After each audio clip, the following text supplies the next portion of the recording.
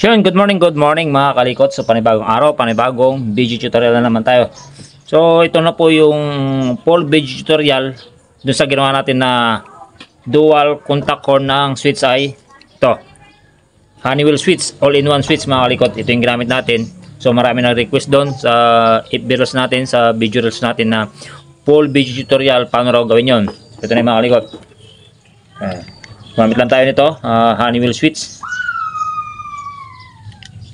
So ito, pag ito yung pinindot mo, loud horn. Pag ito, stock horn. So bahala na kayo kung ano yung gusto nyo gamitin na pang loud horn tsaka pang stock horn. So ang ginawa natin, buksan natin, open natin para makita natin, ma-access natin yung wire. Yan. Hindi ko na pakialaman to ibang mga wire nito mga kalikot. Yan. Ito yung i-demo natin. Dalawa na to. So dito naman may mga digital naman tayo. Yan, mga connection nito, itong Honeywell switch na yan. So dito tayo magpo-focus. Ang gagawin natin tong dual contact horn switch. Ito yan. So dito mga kalikot, ang connection wire nito dito is itong purple or violet tsaka brown para dito. Yan, purple tsaka brown. Tapos dito ang wire niyan is yellow na mayroong lining na red tsaka red na may lining na violet. So tatanggalin natin itong purple. Itong purple na to. So tatanggalin natin dito. Hiwalay natin.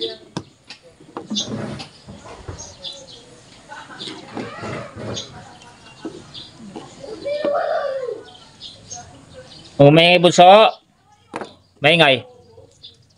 Kaya after natin matanggal, ayan, makiwalay na siya, di ba? Dito kasi nakakunik yan eh. Dito. Ayan, so tinanggal natin dyan.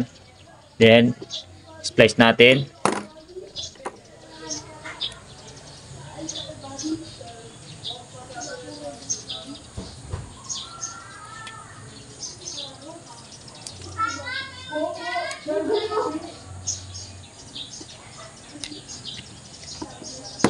Tapos kukonek natin dito sa yellow na mayroong lining na red. Ayan. Yellow na mayroong lining na red. So, mag-splice lang tayo dyan. Pati lang natin.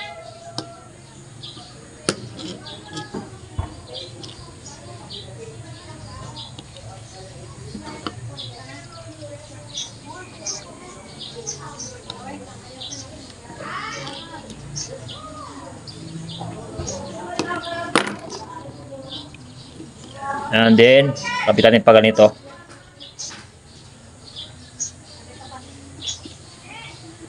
Sasama natin itong purple dito sa yellow na mayroong lining na red.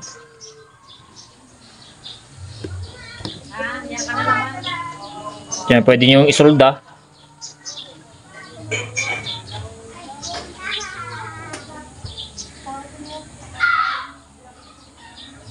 May ibon sa pwede nyo solda tapos lagyan electrical tape or sink cable tube. Lagyan natin ng tape.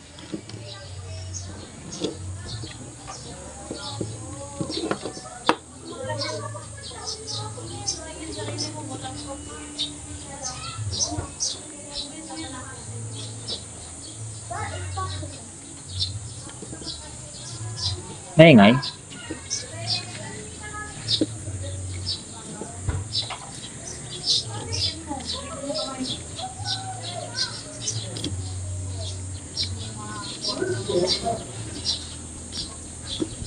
Kaya na-tape natin, tapos dito, yung naka-open dito, tape na rin natin to kasi hindi nila nilagyan ng tape.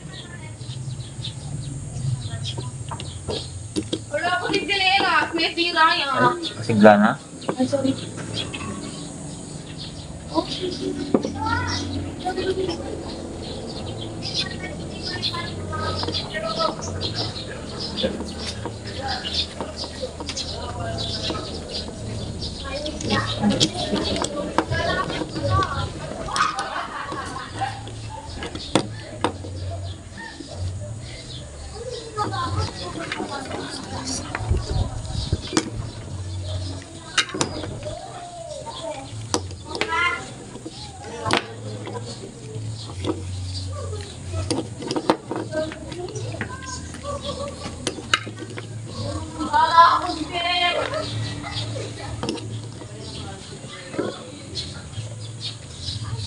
Yan, tatandaan lang natin yung pinagsama natin yung purple tsaka yung yellow na may lining na red. So, ito yung kalabasan niyan.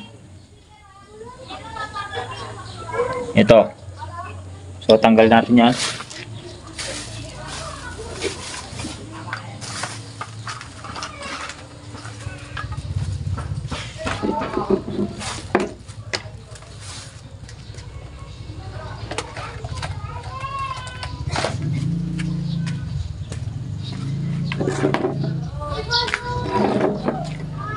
So, yellow na mayroong lining na red.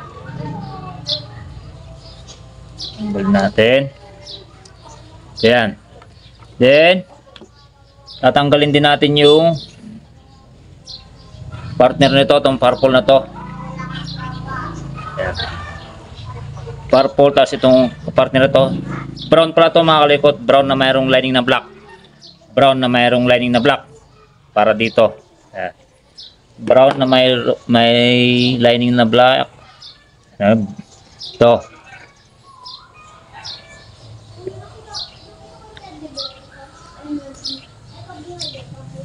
Then tanggalin din natin yung kapartner nitong yellow na mayroong lining na red para dito. Yung ito. Red na mayroong lining na violet or purple. So, ito.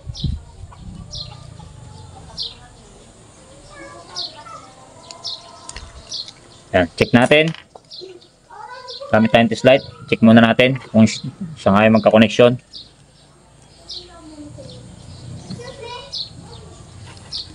So, check muna natin.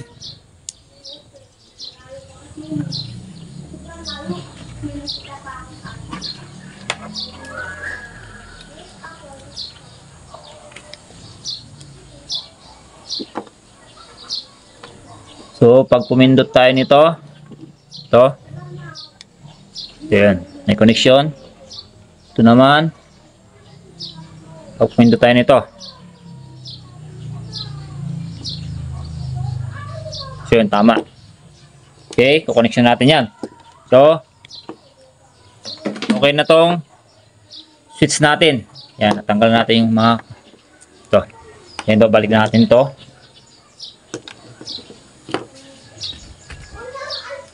Pwede natin ibalik. Pero mamaya natin ibalik. So, hiwalay muna natin to. Hiwalay muna natin to. Tapos, isi-set up natin yung loud horn. Loud horn na mayroon siyang night 3, 8 bits. So, isi-set up muna natin to. Hiwalay muna natin to. At dahil umabot ka sa part ng video ito, so kapag ikaw ang lucky sharer, baka pa sa'yo itong Night 3 Pro Music 8 bits at itong Honeywell switch. So gawin mo lang, dapat naka like and follow, share ka sa ating FB page at na-share mo itong video na to. So pagka lucky sharer ka at ikaw nabunot ko, so para sa'yo na to.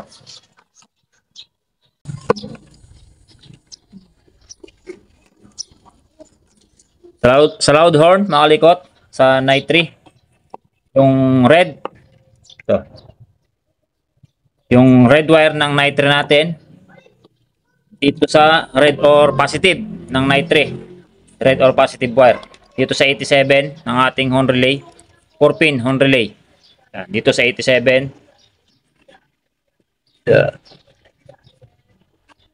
pagkatin ng wooden tape. Pag maglalagay kayo mga kalikot, make sure balutan nyo ng electrical tape or shrinkable tube. Pwede rin nyo isolda yung mga bawat duktungan.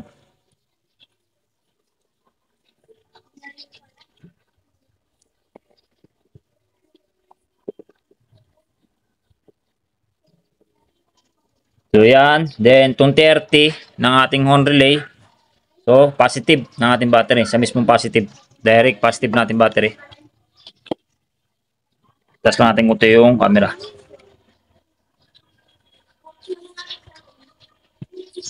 So 30, direct natin sa positive ng ating battery is positive. Yan, meron tayo rito clip. Yan. Pwede rin nyo lagyan ng fuse, 10 amperes. Yan, para ma-safety. So, kung lalagyan natin ng fuse, yan.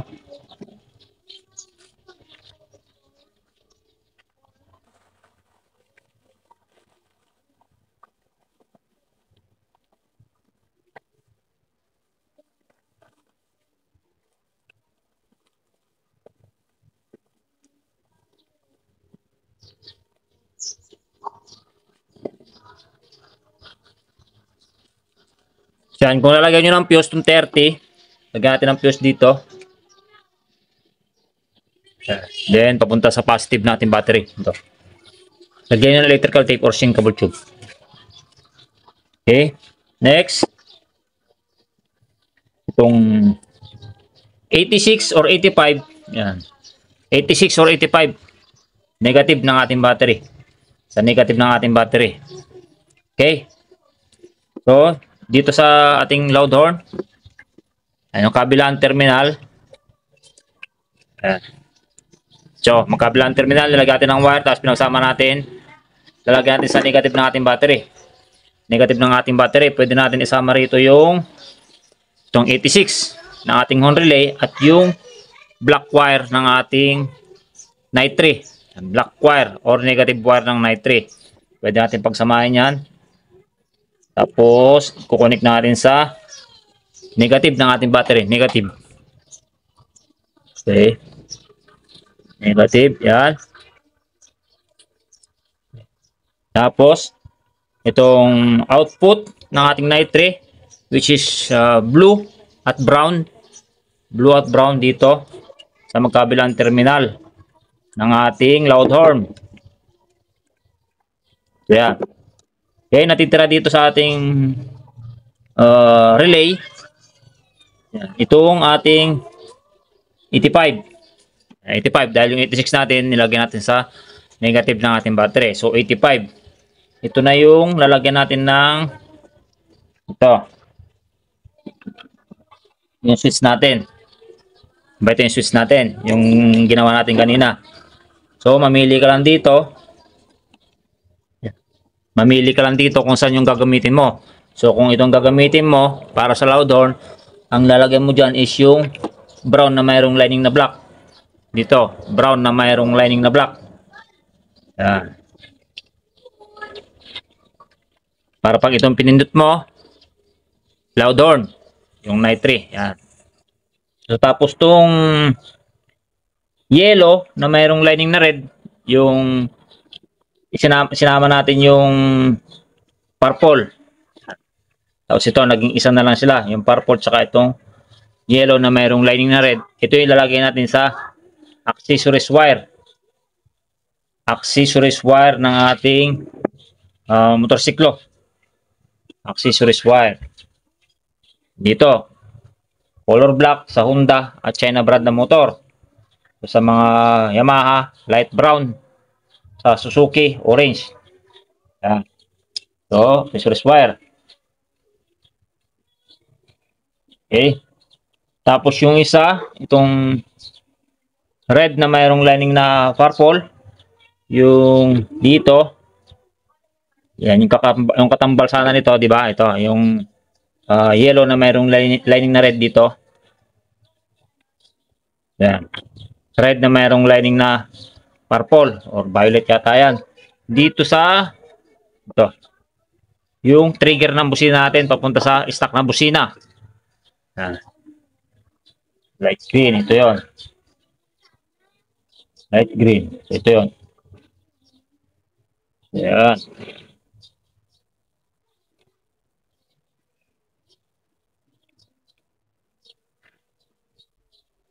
So dito natin kakabit yan. So ganun lang. Then mapagana natin yung dual contact horn natin. Dual contact horn na ginamitan natin ng yung Honeywell switch. So, ito yung papunta sa busina natin, stock na busina, yung trigger.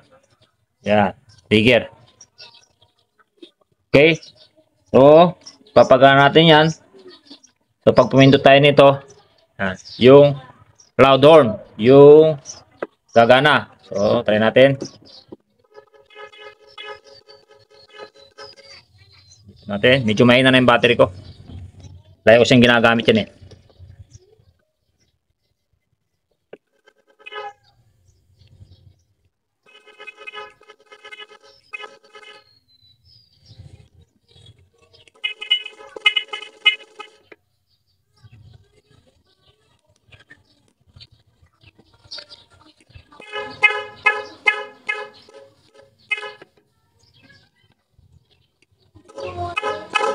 So, ito naman yung stock horn. Ito, try natin.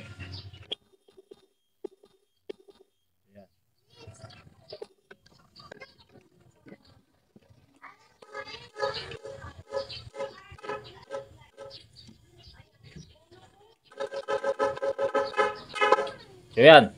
Sana naintindihan nyo mga likod kung paano yung paano mag-set up ng gano'n na dual contact horn na ginamitan natin ng ganitong switch. So, yan.